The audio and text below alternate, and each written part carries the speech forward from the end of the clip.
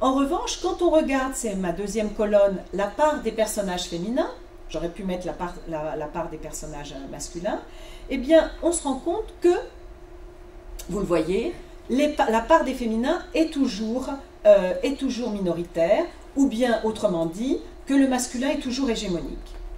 Au mieux, les féminins atteignent 40% de la population des personnages. La parité n'est donc jamais atteinte, et a fortiori, il n'y a jamais, contrairement à l'âge, inversion de la dominance sexuée. Il en découle donc, dans mes supports, 4 catégories de personnages. Les hommes, les femmes, les enfants, les hommes, les femmes, les garçons et les filles. Eh bien, on va se rendre compte qu'il y a toujours, et c'est ça aussi qui construit ce genre, il y a toujours un personnage majoritaire. Alors, évidemment, assez logiquement, c'est toujours un personnage masculin, avec parfois la majorité donnée à un homme ou bien un garçon. C'est les hommes qui représentent, alors vous voyez, des proportions importantes, dans les récits de l'éducation nationale, 47% des personnages sont des hommes. Dans les manuels, dans les images des manuels, des 15 manuels de 2008, 45% des personnages des images sont des garçons. Et le personnage minoritaire, quand on fait ce classement des 4 catégories, c'est toujours un personnage féminin, soit une fille, soit un garçon. Et c'est vraiment un personnage manquant. Soit une femme. Soit une femme. Et le pire des pourcentages, c'est dans les images des manuels scolaires, où on a trouvé que, vous vous souvenez, 3610 personnages, donc c'est une population importante, on a trouvé dans les images que 5% de femmes. Donc, on voit bien qu'il y a une hégémonie numérique du masculin, et qui est renforcée par les rôles. C'est-à-dire que dans certains supports, on peut distinguer, notamment dans les récits, on peut distinguer des rôles entre les personnages, entre celui ou celle qui sera le héros ou l'héroïne, le personnage principal, le personnage secondaire, ou bien le figurant à l'arrière-plan. Et les personnages masculins décrochent plus souvent le rôle de premier plan. Ça, c'est la première pierre. La deuxième pierre de l'édifice, c'est ce que j'ai appelé le marquage ou la matérialisation du féminin. C'est-à-dire qu'on n'a pas véritablement de sexe, mais le féminin va apparaître comme un cas particulier, comme une déclinaison du masculin. Je vais vous rappeler une histoire ancienne. On se souvient dans la Bible, même si on sait qu'aujourd'hui c'est une mauvaise traduction, mais pendant très longtemps on nous a dit que Ève était sortie de la côte d'Adam. Mais c'est un peu ça dans les manuels. Pourquoi ? Parce que quand on veut montrer un personnage masculin, on va se rendre compte qu'il n'y a pas d'attributs spécifiques au masculin.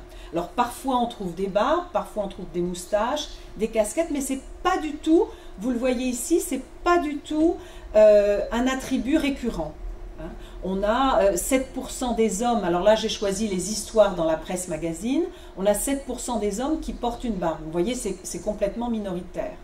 En revanche, on va se rendre compte que les femmes et les filles sont quasi systématiquement marquées par un attribut, notamment par soit le vêtement traditionnel, de la jupe ou de la robe, puisque 40% des femmes dans les histoires de presse vont avoir soit une jupe, soit une robe, c'est le cas de 33%, et souvent se rajoute aussi un attribut de coiffure. On leur met les cheveux longs, voire des nœuds dans les cheveux, etc., puisque 41% des femmes et des filles ont ce type d'attribut.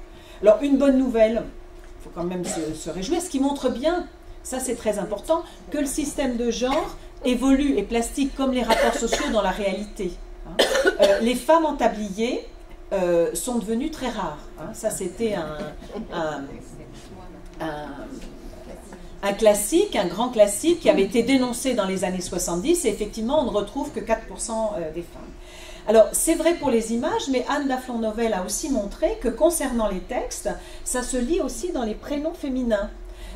Par exemple, les héros vont avoir peuvent avoir des prénoms neutres, comme bébé ou picou, alors que les filles ont souvent un prénom qui marque très clairement le sexe, comme Lisette, Juliette, etc. Alors, j'ai pas résisté au plaisir de vous montrer le fameux ours au tablier qu'on avait utilisé justement pour faire une étude de réception. Alors vous voyez, alors là, cet ours qui est quand même très menaçant, hein, on montre un ours sans rien du tout, c'est toujours un masculin. Si vous lui mettez un tablier, alors évidemment si on lui avait mis quelque chose dans les cheveux, ça aurait été évident, mais là on lui met un tablier, malgré les crocs menaçants, le doigt menaçant, ça devient dans tous les pays, enfin dans tous les pays, dans les 3 au moins que nous avions étudiés, France, Espagne, Italie. Alors, premier résultat, les enfants se refusaient de ne pas sexuer, alors que l'un ou l'autre ours, avec ou sans tablier, ils auraient pu dire « je ne peux pas le savoir ». Et ils nous disaient bien, dans les livres, c'est la maman qui porte un tablier. Alors, troisième pierre à l'édifice, on va se rendre compte que le genre se construit avec l'âge. Les enfants semblent assez semblables, hein, quel que soit le support. Ils sont dotés des mêmes qualités, des mêmes objets, ils font à peu près les mêmes actions. Alors si c'est dans les manuels, ils font des activités scolaires. Si nous sommes dans le cadre de la presse, les enfants jouent, etc. Et ils fréquentent les mêmes lieux. Et d'autant qu'on cherche à contrôler le sexisme, comme par exemple aujourd'hui dans les manuels scolaires ou dans la presse, et en plus la presse ce sont des petites histoires très courtes, hein, des petites scénettes, donc on a la possibilité de contrôler, et on contrôle notamment en mettant souvent une fille et un garçon comme personnages. On contrôle notamment en mettant une fille et un garçon comme personnages, ce que nous avons appelé les personnages conducteurs, comme ici. On voit toujours tout au long du livre des personnages qui vont guider les apprentissages. Quand les filles sont plus rares dans les textes, comme en littérature, on remarque qu'elles sont souvent exemplaires. Pour avoir droit de citer dans un livre, il faut vraiment qu'elles aient un caractère exemplaire. C'est un peu comme dans la réalité, pour que des femmes accèdent à des postes de pouvoir, il faut qu'elles soient assez exceptionnelles. Mais on se rend compte malgré tout qu'il y a de légers écarts avec les enfants. Par exemple, vous voyez, sur cette image que j'ai montrée, c'est le petit garçon qui a le stylo. On va se rendre compte qu'effectivement dans les manuels, elles font autant d'activités scolaires que les filles, mais elles ont un peu moins d'attributs scolaires. Ou par exemple sur les couvertures, 2 couvertures intéressantes. Alors on se dit, bah, c'est bien, il y a une fille et un garçon. On regarde de plus près, les filles sont vues, alors elles sont marquées physiquement, hein, vous voyez, elles ont les cheveux longs, les jupes, etc. Mais vous les voyez de dos. Hein. Vous les voyez de dos, et dans l'une, elle tient les outils, on ne sait pas si elle a fait quelque chose ou si elle les passe au garçon. Alors, avec les adultes ont des rôles absolument différenciés.